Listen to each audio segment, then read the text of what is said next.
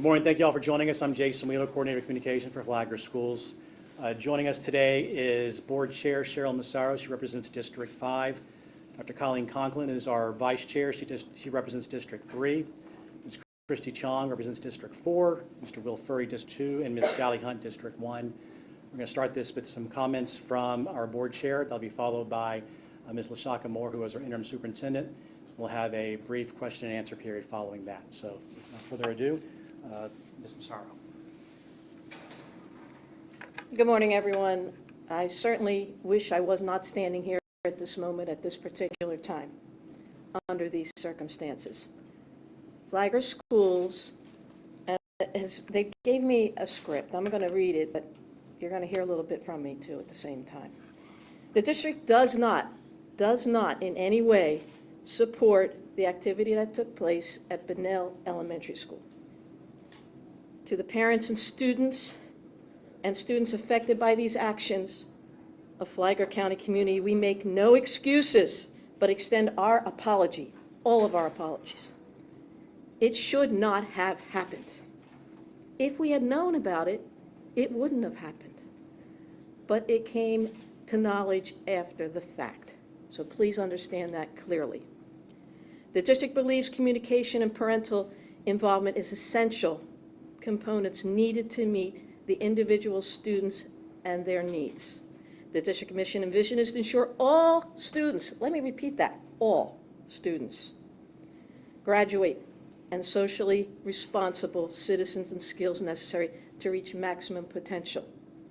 Flagler School Board does not support segregation. It hasn't, not this group, not for many, many, many years. So please understand, yes, a horrible, horrific mistake was made. This district will do all that it can to get us back on track and continue moving everyone forward. At this time, let me introduce to you our interim superintendent, Ms. LaShaka Moore.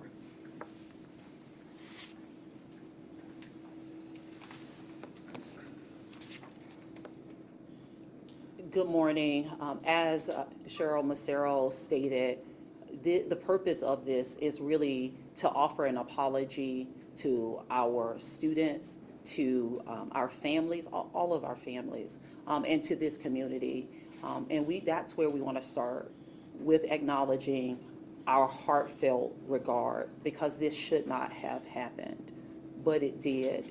And as the interim superintendent of Flagler Schools, it is my responsibility to identify why did this happen.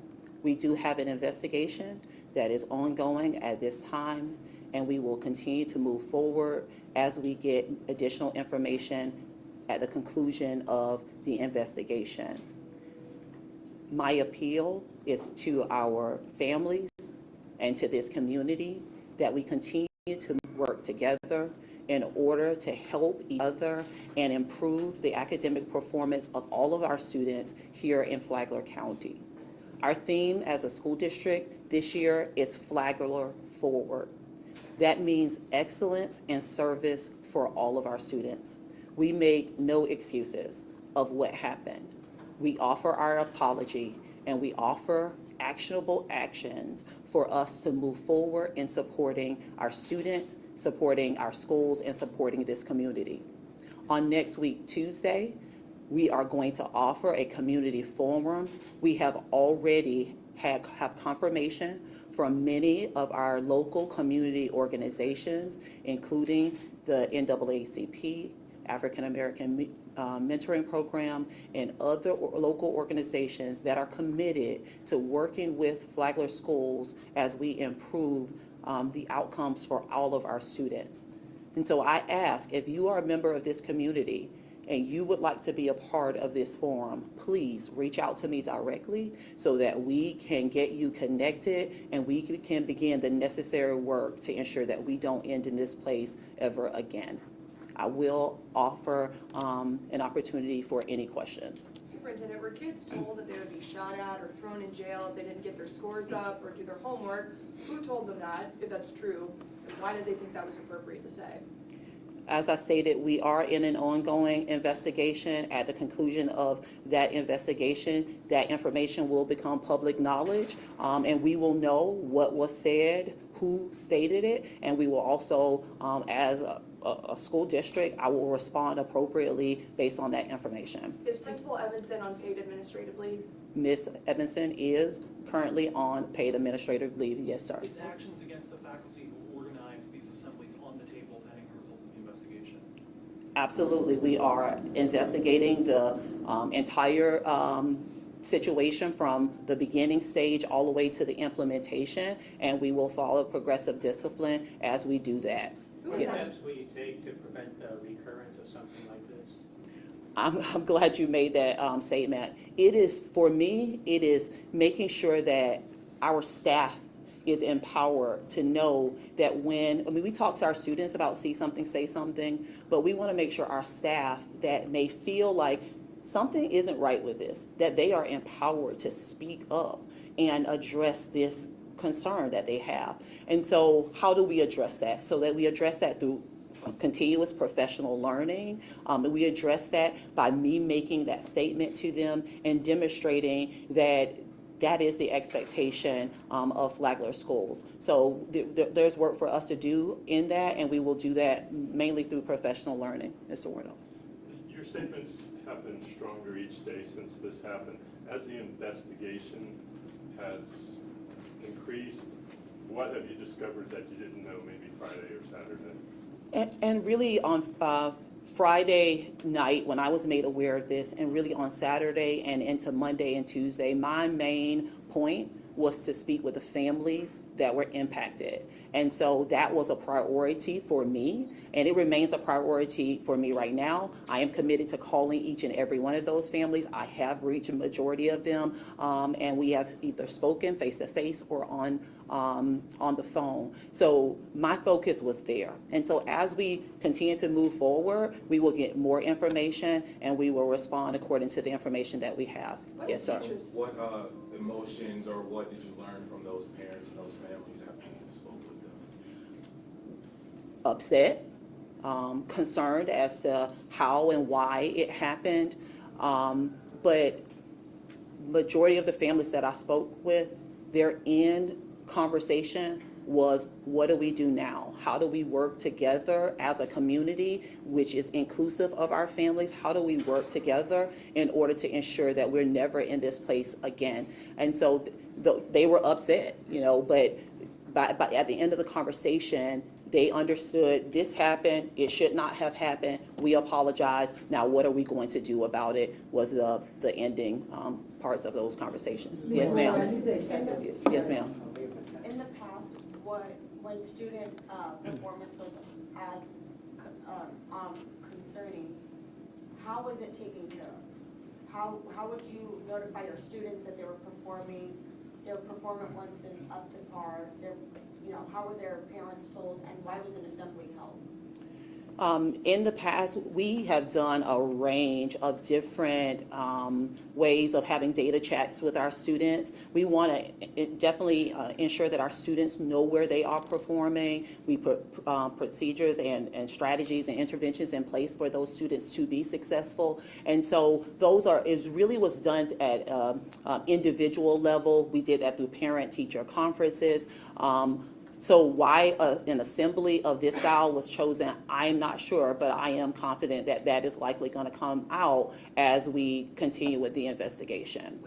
Yes, ma'am. What disciplinary action do you expect regarding those who took part and organized and led the assembly, and regarding Ms. Evanson, whom you rose through the ranks together as friends and as professional colleagues?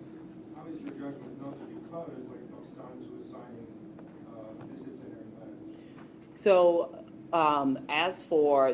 as this investigation goes forward, based on the investigation, we will get a detailed report of what happened. That information will go to a committee prior to even coming to me. Those individuals will review that information. They will make a recommendation that will be provided to me. I will then review the investigation, and I will assign discipline as appropriate based on the information that we have. Yes, ma'am.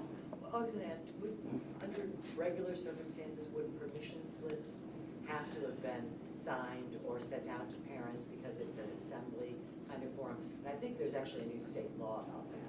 Was any kind of permission slip thought of? I know it didn't go out, but would they have had to sign off on an assembly in this public forum that the children were all invited to? Again, as the investigation comes to end, we'll know exactly if, was it done or if it was not done. I don't have those details at this time, but yes, going forward, if a group of students are going to be brought in and there is going to be a conversation conducted with them that is outside of what families send them to school to be educated on, their standards, then parents should be notified about that in advance. Were any emails sent out to those 4th and 5th grade teachers asking them to send the students to the assembly? And if there was there any pushback? Have you spoken to teachers? What are they saying about this? I have spoken with teachers that feel, going back to seeing something, saying something, if something doesn't feel right, how and when and who should you speak up to? So what information was sent out, I don't have that, but we will have that at the conclusion of the investigation. But I have spoken to many teachers today. I will go back today and tomorrow, and as long as I need to be there on the campus of Bunnell Elementary School so that I can speak with the families, I can speak with the faculty and the staff, and if students, if appropriate, and asked for by their parents. And I have had some parents to ask that. Yes, ma'am. Going forward, Superintendent Moore, should we be focused, this is an honest question from an old educator, on yearly gain scores? These children have been set back by COVID, school scheduling disruptions. This is constantly, we're below grade level. But what are we gaining every year? Can't we focus on gain scores for a change? That is the only valid measure for children that have endured deaths in their family, disruptions, economic disruptions, this strong-arming tactic rather than reward for a year's growth. Keeping things positive, I hope. And I know as a retired educator, if there is any way you need to call upon those ranks for tutoring, interventions, I hope you will open it to those of us who still remain in the community. Thank you for your service. So we look at a range of different data points. We look at student achievement, we look at growth, we look at even, as you know, formative assessment, teacher observation, all in identifying what are the needs of the students. We do have an obligation as a school system to ensure that our students are receiving the highest caliber education possible so that they can go on and be productive members of this society. So that is our responsibility, and I'm glad that you asked about the appeal to the community. We need our community, and there are members of the community, I don't know if it's our community or the greater community, that feel when I ask for support from the community that I am deflecting this. I am not deflecting this. I own this. But I have been a long-time educator here in Flagler schools. I am committed to the success of these students, not only because I am an educator, but because I am a member of this community. So I need you as a community member. I need every community member. I need our business partners. I need our faith-based. I need everyone to come together, one, around let's have a hard conversation. Let's identify what happened here and what we need to go forward. But at the end of the day, we got to educate students, and I'm going to need you to do that. So yes, please get involved to be a mentor. I'm going to take this gentleman and then come back to you. I know you said you've had a dialogue with parents of these students who are in these assemblies, but given that this was, in the words of Chairman Massaro, this rose to the level of segregation, has there been or will there be a conversation with the students themselves about what they experienced? So that is a very sensitive topic, and I am working with families in order to do that. And I want to make sure that as I'm speaking to those families, we're identifying what do you need for your child. and going from there. And I've spoken with a lot of different families, some who have wanted counseling, some who want to know about tutoring that is available to them, some wanting to know how they can be a volunteer and mentor. This is a bad thing, but we as a community, we have to make sure that we are doing everything in our power to make sure we get back to the heart of ensuring that our students have the best education possible, and that's for all of our students. Yes, ma'am. First, I want to thank you for your leadership and what you have done here for Flagler schools. But the students have been traumatized, they have been victimized, and some may even say have been bullied by the administration. Have there been conversations or talks with families about possibly transferring these students to another school? So I have had families that did ask that question. We have open choice here in Flagler County, and so those families that want that, we will help to assist that. The majority of the families that I've spoken to, they have been long-time people at Bunnell Elementary School, and they know the heart of the educators there, and those families are not wanting to just make that decision. They're wanting to stay where they know that their children are loved, that their children are getting a great education. They're wanting to stay there. And so we have had some families to ask that question, but the majority of them, they are confident in the work that is being done at Bunnell Elementary, and they're confident in the support that we will provide as a district to help us move forward. Yes, Dr. Pearson. Thank you for this. I really have had, as an AACP president, had many calls. And I called a couple of parents back recently, and I put the others on hold because this was taking place. But the reality is, I said to each one of them, I want to sit with you, with your family. I've been a long-time educator, and the one thing that they have is my cell number that hasn't changed in 40 years. So they have called, and the one question that makes sense is just the words of the person is, thank goodness you're involved, but they're talking about Phyllis versus NAACP, but I am responsible, and one of the civil and human rights is what we do. It's just the nature of the 114 years.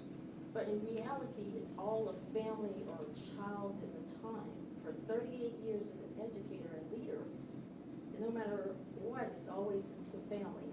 A kid, 3 kids in a family, it's all different when you have a conversation with the parents. So I want to say to the families and to the community that before this situation happened, our number one focus is the education support that we can provide, which is the response in the paper when we talk about supporting you, Superintendent, but mostly we talk about how to engage and empower the voices of those disenfranchised persons who don't usually come to the microphone and say anything.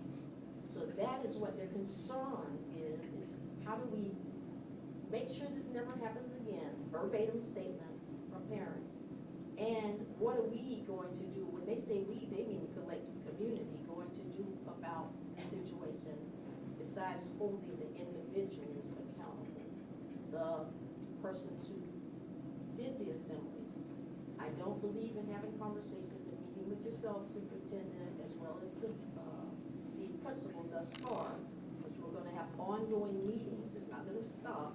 But those parents' words are, same thing you said, I've been here all my life, and I'm not leaving, so what are we going to do about this? And so the answer is we will walk them through and support them where they come from, individuals, and have those meetings. Whatever they ask for, try to adjust that individually and collectively. So thank you for the opportunity to continue to work with Flagler County Schools on a different space and time. I just want to say thank you to you, as well as thank you to all of our community organizations, and no disregard to the greater community outside of Flagler County. But I want to thank the members of the community here in Flagler County that have reached out to say just that. This shouldn't have happened. But what are we going to do about it? Let's work together to ensure that our focus gets back to educating students. And so I want to say thank you to you, as well as other organizations that have reached out and said just that. Last question, please. These will Laura, I was gonna ask you, and maybe I misunderstood, was there discipline for the other teachers involved? I know you mentioned the principal is on administrative leave. And also, have you personally met with the children? So right now, under the investigation, we do have 2 individuals that are on administrative leave. The principal and 1 teacher that is on administrative leave. We are continuing with the investigation, and as the investigation unfolds, we will continue to move forward. I have met with, and I'm going back today to Bunnell Elementary School to meet with another parent and their child. So I have met with some parents and their children. I have not gone in and sat with students individually. Some of them don't know me, some of them do, and I see families in here that do know me. And so I saw some of those families as I was on campus today that know me, and those kids running up and giving me a hug and telling me how happy they are to see me. But I would be inappropriate if I, without the collaboration of the family, just go and have individual conversations with those students. I am not going to do that, but I do welcome having those conversations with our families. And I'll say this as we wrap up. Again, going back to our theme this year is Flagler Forward. And as a community, not just here with our school district, because we need more than just our school district. We need our greater community.